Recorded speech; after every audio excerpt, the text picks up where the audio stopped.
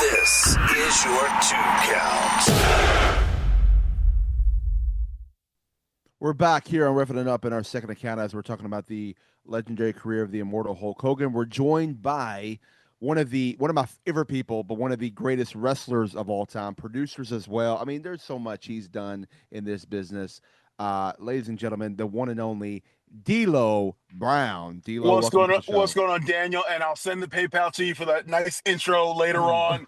We'll talk offline about that. Yes. What's going on? I am literally sitting here looking at faces that I love and miss and adore, and I couldn't be in a better place right now. Thank you guys for having me on.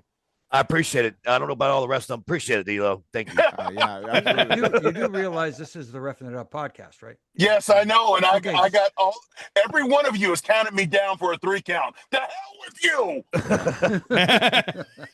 Yep. But hey, listen, I took the money shot for you once from Val. So this is true. SummerSlam '98. Now I appreciate you doing that for me. Thank you. D'Lo, stop doing that. What? How do you know what fucking year and where the fuck you were at? Come on, bro. Come on, man. It's up there somewhere. It's like a CTE is real, but I can sift through it and find the stuff in there sometimes. Hey, D'Lo, you know what I just found out? What's that? This is the truth. This is for all you guys if you didn't know. I actually refereed Hulk Hogan's last in-ring match, and I did not know this. You know, which was that? What was that? That was got to be a TNA. It was in Manchester, England, March 2012. I know. I remember. Yes. It was a 6-man tag. It was Hogan, AJ, and oh shoot, I thought I had it. Anyway, against Beer Money and Bubba Dudley. So it was a 6-man. I can't remember the third man for Hogan. Hogan teamed with Sting and James Storm to defeat Bobby Roode, Kurt Angle, and Bully Ray. There we go. January 27th. Look at you, Brian Hebner. You have the honor of being the last dude to raise Hogan's hand. Yeah, I didn't know it. I did not know it. So think about that. That's cool. And you're bringing out dates 1988 in Cleveland and so. Come on, man. Actually, it was 98 in Madison Square Garden, but it was Madison Square Garden. Yeah, wow, that's fine. Same. Opening match me, that'll be this week. It's not the same thing as Cleveland. It's not the same thing as Cleveland. New York and Cleveland are 2 different monsters there. Yeah. Earl, you need to address this man. What are you waiting on? I'm just listening at all this bullshit that I had to put up with. If I could reach through a phone right now and hug someone and squeeze them like I love them, like it was a lost puppy, thank you, D'Lo. I would Thank you so squeeze much. baby Earl right now. What? Like, that's my man right there. Who could better than you? Who better than you? Nobody. Yeah. You'd have to find out Daniel, though. That's what I say all the time. He's got a pocket Earl, D'Lo, if you haven't seen it. I got a pocket Earl right here, right?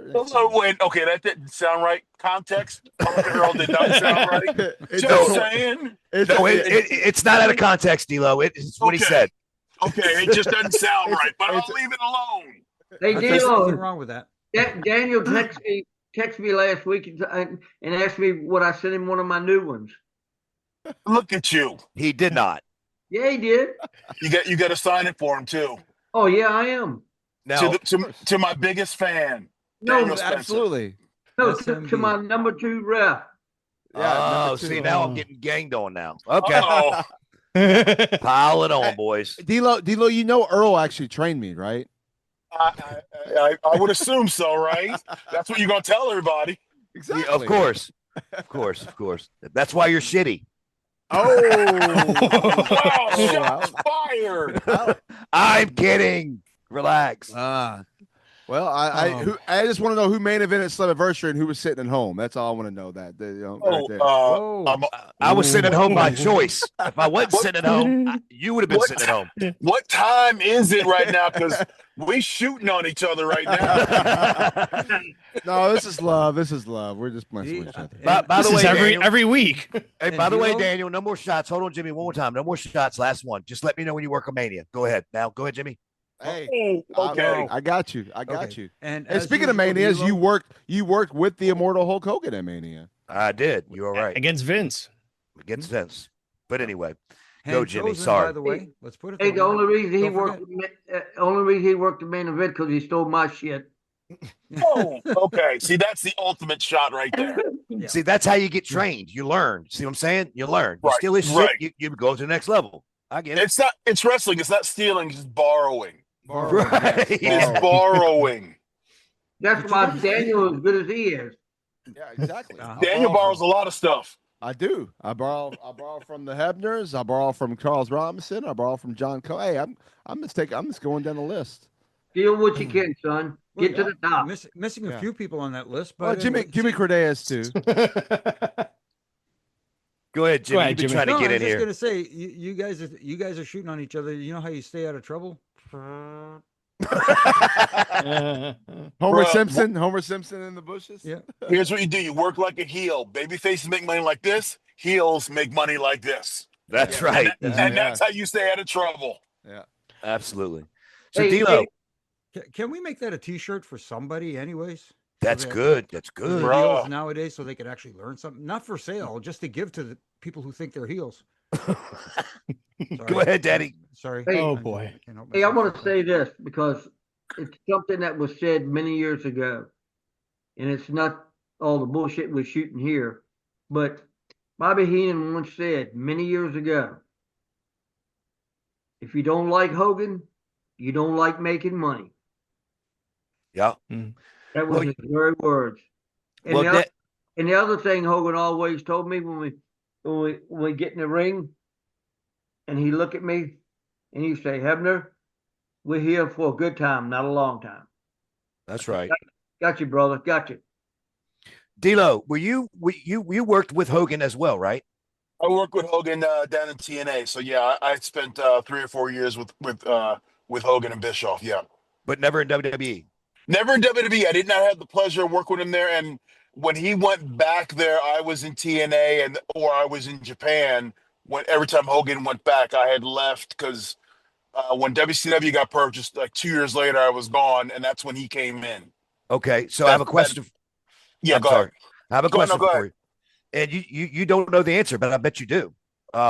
So when Hogan was there with you, Daddy, and I don't want you to answer because I know the obvious from you.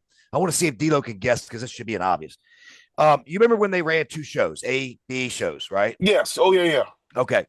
When you got a booking sheet or the boys got a booking sheet, what do you think the first thing they did was when they got it? Oh, you always wanted to be on the Hogan shows. You checked to see if you were on the A shows. The Hogan shows made more money. There you go. There's no ifs, ands, or buts. I mean, you always knew you were going to be in the bigger town. So if the B show was run in Cleveland, ironically, the A show would be in New York City. Right. And you knew you were going to make more money at Madison Square Garden. You were going to make a Gund Arena. And you knew Hogan was on top, so it was going to be a sellout. There's no ifs, ands, or buts about that. So I want to ask you this too, D'Lo.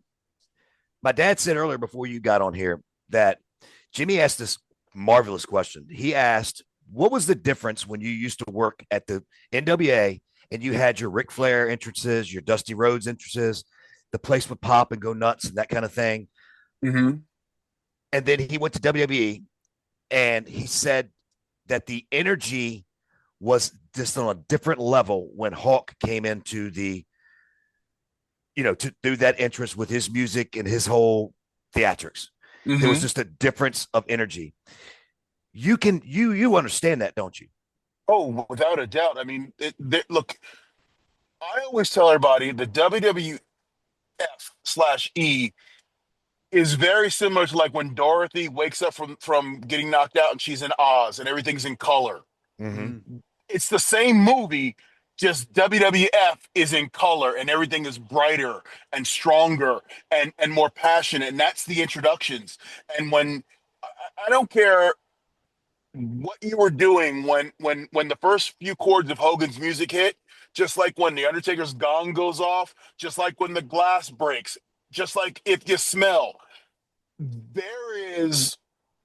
it's not you can hear it, you can feel it in your soul, the difference of what a reaction is from a normal dude, from a dude to the dude. Yeah. And when a main eventer walks out and he's in that environment, there's nothing like it. There's nothing like it on the planet. I have one more quick thing I want to say that is related to this. I remember working when Jeff Hardy just came back to TNA. AJ was at the top of the card. He's the world champion and getting monster pops everywhere we went. Yeah. We were at a show. It was a house show, though. And AJ was in the ring. He went down first, got in the ring, got a major pop, was standing there. Me and him always farted around. And Jeff Hardy's music hit, and that place went fucking crazy. Yeah. And AJ walked over to me. He goes, I guess what they call a Hardy pop, a WWE pop. Yeah. I guess that's what that is. And I said, that's what that is. He went, my God. It was a totally different energy volume level. You know what I mean? And that's what you're describing. I mean, there are levels to this. And there are guys who have been at the top of the card in places and they've been getting reactions. They've been getting pops. And they go and they're just a dude on a WWF show. And they realize, okay, I was the dude here, but I'm not the dude here. And it's just a different level of connection. Yeah, it's funny because the common phrase everybody talks about, the Road Warrior pop, which was obviously a different level pop, but at the same time, nobody ever referred to anything as the Hogan pop because there wasn't one other than him. Yeah. And here's the thing: it was branded the Road Warrior pop because in my opinion, the Road Warriors were getting a WWF reaction in other companies. Yes, right. Exactly. So they were the one-off on a card. But when you've got 9 of those reactions happening throughout the card, then it seems normal. Right. But they were getting the WWF pop in the NWA, in WCW, in Georgia, in North Carolina, and they were getting it before anyone else did. So that's why it was branded the Road Warrior pop. But that pop is built in New York. It's built in WWF. It's built with the machine that is WWF. In my opinion. Yeah, I could be wrong, but in my opinion. And the person today that I've seen today's world, if you look at today's market, who's getting that pop is CM Punk. He's clearly the one getting that pop. I mean, Cody's getting a good one too, and so is Jey Uso, but nothing like the only one that comes close actually lately has been Roman. It's like those guys are just it's unreal. Punk and Roman are on a different level. That's what you consider the Road Warrior, the Hogan pop today. Because, I mean, and even like the cool thing now where they sing your song and they got Seth Rollins' song and he's trying to talk and they're still and that's cool as hell. I mean, that's something that didn't exist 10 years ago, 5 years ago. And it's just, man, you got to love the passion that is today's wrestling fan. Nadilo, you said you worked with him in TNA. That was your closest relationship you had with him at that time, right? Yes, we were. I mean, he was in production. He was in creative. He was hands-on with the agents. I mean, he was right there in the thick of things, for better or for worse, changing stuff as we went along. So I worked hand in hand with him. I was the lead agent at the time in TNA, so I was right there with him on a lot of stuff. So is there anything that you would like to say about him in your short? Because that's really short, really, if you think about it. I mean, me and you were there at both the same time as well. Is there anything you would like memory-wise that you can think of that that you got from that stint? Just the one thing that I got from him was his ability to find the best avenue how to get someone over. I remember there was a point where they were going to put the strap on Bobby Roode. And you guys will remember this. They're going to put the belt on Bobby Roode. And Hogan goes, wait a minute. We need to put it on James Storm and then put it on Bobby Roode as a transition.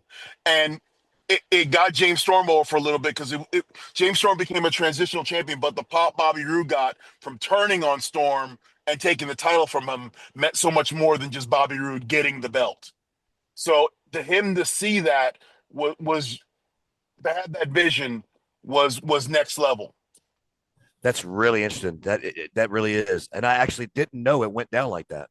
Oh yeah, it was supposed to be Bobby Roode. He was going to get him that Sunday, and then Hogan put in there really put his 2 cents in, and it got switched to James Storm that night or that afternoon, and James Storm got the belt. And you remember he held it for like a month, and then Bobby Roode stole it from him, and Bobby Roode became the massive heel in TNA at that time. Wow, that's So, crazy. and this is for all of you, to answer. Obviously, with Hogan being there in the early days with you, Earl, working his way, making that jump to WCW, there in '94, ultimately turning heel in '96. If that heel turn in '96 at Bash at the Beach did not happen, do you think that it would have, the business would be where it is today without it? I can confidently say that if he hadn't turned heel and joined the NWO, there would have been no Monday Night Wars. There would not be huge guaranteed salaries. There would not be WWE on Netflix right now, because him turning heel is what really ignited the Attitude Era, and because we had to counter program what he had just done. And if those two, if one domino didn't fall, the other one doesn't fall, and everything else after it doesn't happen. Again, my opinion. No, that's fair. That's a very fair opinion. I actually agree with that opinion. Yeah. Yeah, you got to think of it this way too. When you talk about wrestling and you talk about moments that people remember for a lifetime, there was 3 involving Hogan over 3 decades. Yeah. Slamming Andre in the Silverdome, Mm-hmm. dropping the leg on Macho Man, joining the NWO, and WrestleMania right here in Toronto, him and Rock. Those are 3 moments that people will never forget. Oh, I can give you another one too for a lot of the historians out there. You can even throw in beating Iron Sheik in '84. Well, I'll throw out another one. Him saving Elizabeth and their interaction during the Mega Powers era. Right. I mean, you can pick these moments where they're tentpole moments in the history of this business, and for some reason, Hogan is right around all of them. And go ahead. And then not to mention, I mean, you gotta talk about too the WrestleMania 9, where like he kind of basically saved that draw wasn't doing it well at all. Like they were not selling tickets, and they had to put Hogan on the show. I mean, we just the documentary happened. They had to put Hogan on the show. Granted, I know there was controversy behind him getting the title back and all that stuff, but Vince knew what he was doing by bringing Hogan back and putting him back on the card to draw those to sell those tickets and sell out Caesar's Palace. So I have a quick question. It's not a question; it's a point. So, what is the Friday night show that come on? What's the name of it? The Friday night wrestling show. SmackDown. And why is it named SmackDown? Because of The Rock. Why is it WrestleMania? Because of Hulk Hogan for Hulkamania. Hulkamania. Yeah. There you go. And Hulk Hogan got that from Idolmania from Austin, Iowa. Yep, he stole that. He got that from Idolmania. Yes, he did. What's that? I'm sorry. What? He borrowed the phrase "something mania" from Austin Idol with Idolmania. Yeah. Oh, wow. He admitted that. He said it many times, all his whole career. Hogan is an amalgamation of all the top guys because the wagging the finger was Dusty Rhodes. The promo style was Superstar Billy Graham. This is he every place he went as he was growing himself. The Hulk was Jerry Lawler. Mm-hmm. So everywhere he went, he borrowed something and then finally put it all together. And that's when Hogan became a national draw, is when he put that whole character together. But that whole character is bits and pieces of other guys throughout the business. Well, maybe you will be something, Daniel. Hey, I'm not dumb. I take a little bit from everybody and make it my own. Yeah, there you go. That's amazing. See, one of the things that bothers me the most from I just took the most from Earl, by the way. Sorry. Wow. Yeah, he had to throw that jab. Just stick with me. That's it tonight, folks. Flexing, baby. There you go, right there. You had guns like that back in the day, right, Earl? Not really. Shotguns. Yeah, shotguns. Go ahead, Jimmy. I'm sorry. No worries. No, it's just because you guys are talking about Hogan putting bits and pieces together to create the Hulk Hogan persona that we saw that became the legend and the icon it became. People forget that before he found that, you know, he was always criticized for not being good in ring. And a lot of I remember seeing tapes of him versus Muda, versus Tenryu, Mm-hmm. versus Inoki. He could chain wrestle. He could throw drop kicks. He could. He was very, very. His in-ring work was underrated. Let's put it that way. But he Look, figured out a formula that worked for him in North America. and that's the thing. Hogan could go out there and wrestle. If you don't believe any of us, go YouTube his stuff in Japan. Mm-hmm. But he didn't have to be the second coming of Carl Gotch in the United States. Right. He created the charisma of Gorgeous George and Muhammad Ali and did it in a 6'9" frame. Mm-hmm. And that's what he needed to do in North America. And he worked what he needed to do. And this is where the term comes from. Don't work harder, work smarter. And Gilo, very under. Gilo, I was getting ready to say that.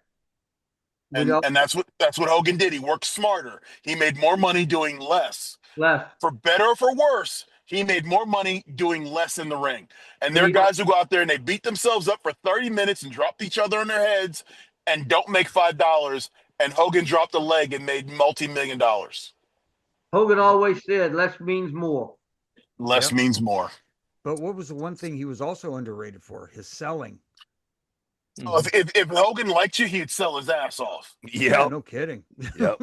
If he liked you, you knew you could tell he liked somebody by the way he sold. Right. Yep. So guys, I was in the locker room and it was a house show, and it was Brock versus Hogan. And Hogan came up to me and he's like, "Brother, I'm really dreading this. That Brock likes to work. He likes to work, and this is a house show." And I said, "You just tell Brock what you want to do, man. It's not going to be a problem. Brock will do less as well." So we get into the locker room and we're going over the match, and Brock goes just like this. He goes, "Hogan, tell me what these people came to see." And he goes, "My entrance, my leg drop, tearing off my shirt, and flexing." He goes, "That's what we're going to do tonight. That's what we're going to do." He goes, "But you're Brock Lesnar." He goes, "Not tonight. Not tonight." And we were at some bumfuck Egypt place. I don't even know. Who knows? But anyway, the match was going on. D'Lo, you'll love this. Brock just sold, then got the heat for like 5 minutes. Finally gets him in a hold, and I'm checking on him. I'm on Hogan. What do you say? What do you say, Hogan? What do you say? He says, "I say I'm ready for a beer, brother. Let's take her home." And I said, "Brock, let's take it home." He's ready for a beer. He goes, "You got it. Let's go." We went to the sequence. Boom, boom, boom. No, boom, boom. Leg drop. 1, 2, 3. We were out. I mean, it was the longest 15-minute match, but there was nothing they did. Nothing. It was incredible. And Brock was game with it. You know what I mean? Just awesome. It's Hogan. What are you going to say? Hey, can I say Exactly. one thing? Absolutely. Sure. Go. Well, means you said that years ago when I was working for Crockett, I was working with Dick Murdoch. Okay. And he'd have a guy in the front face lock, and he looked up at me, he goes, "Hebner, it's beer time." I said, "Let's go." And so help me. When he said beer time, we went home. That's awesome. But it's funny that what you just said about that, Hogan and him, and it just popped in my mind about him always going, "Hebner, it's beer time." I go, "I'm ready." D'Lo, when you were leading the match, when you wanted to go home, what did you say? "It's time to smiz, brother." No. How did you know? So guys, why don't we do this? Why don't we send it up to our third count, come back, get some more Hulk Hogan memories, and then we'll take it home, go have a beer. So why don't we do that in our third count right here on Reffing It Up? Brian Time to already go home, started. brother. Brian already started. This is your 3 count. We are back in our third count as we celebrate and, just kind of just reflect on the memories and the things that Hulk Hogan has done for this business. And I want to do this before we close shop, guys. And that way we can get my dad and D'Lo out of here. I'm going to start with my dad. And after my dad, I'm sorry to do it like this, but it just keeps it to where we're in good flow. Start with my dad, go to D'Lo. D'Lo, we'll go to Jimmy. Jimmy, we'll go to Daniel, and then me, and then we'll all go to RJ, and then we'll close out of here.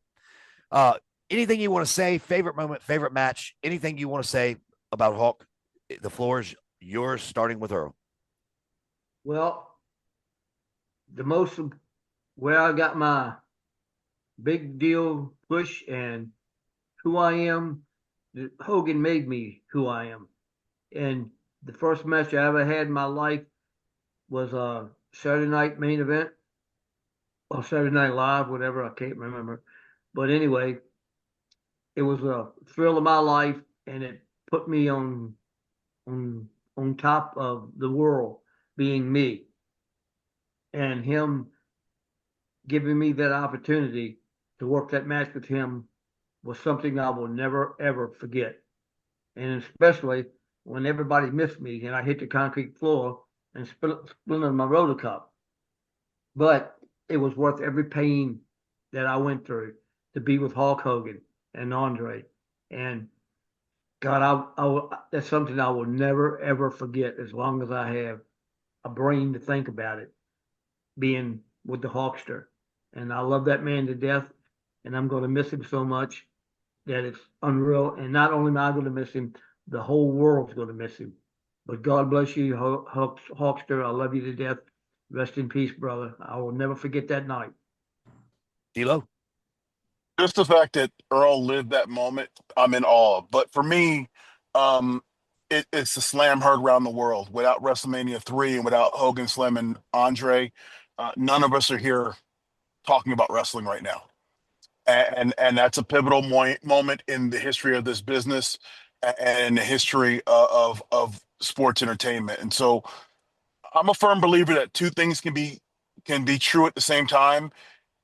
Either you loved Hogan or you disliked Hogan. But here's the ultimate thing is Hogan made you feel. And that's what our job as the wrestler is, to create emotion inside of you. And Hogan was the best at it, and he was the best doing it.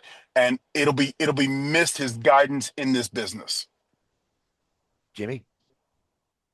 Yeah, I couldn't agree with you more, D'Lo and Earl. You guys pretty much nailed it. For me, personal memories, getting to meet him from in 1985. Boy, am I dating myself here. And then all the way, people ask what are your favorite matches you got to work with him and stuff like that. I think back to a match I did with him and Roddy Piper at Judgment Day 2003 when Hogan was Mr. America. And right before we're all standing in Gorilla, I'm waiting to head down to the ring, and he said, and I'm standing there with Piper and Hogan, and Hogan looks at us, all three of us, and he goes, "Are you guys ready? The only thing missing here is that ramp." He was referring to Maple Leaf Gardens that had that ramp that was level with the ring that went from the locker room to the ring that Maple Leaf Gardens was famous for. And when he said that, we all looked at each other and kind of smiled, and it was a nice little memory, a nice little throwback. Daniel? So many different childhood memories and memories of my teenage years. I would say two things. One, obviously, when he turned heel, like it was shocking. It was a moment when he joined the NWO and or started it, basically, is what I should say. And that right there was just shocking. But like I said, he became the cool guy. He was supposed to be the bad guy, but he was still cool because he was Hollywood Hulk Hogan. But in 2000, I think it was 2000, year 2000, I got to go into the Pontiac Silverdome before years later it was tore down, but there was an event happening there and I got to go. And I remember walking in and I looked around this big giant stadium at the time, the biggest I've ever been into. And I just told everybody that was there with a group, and I said, "This is the place that Hulk Hogan slammed Andre the Giant in," and like that was all I cared about. That I was in the same building that once took that happened in.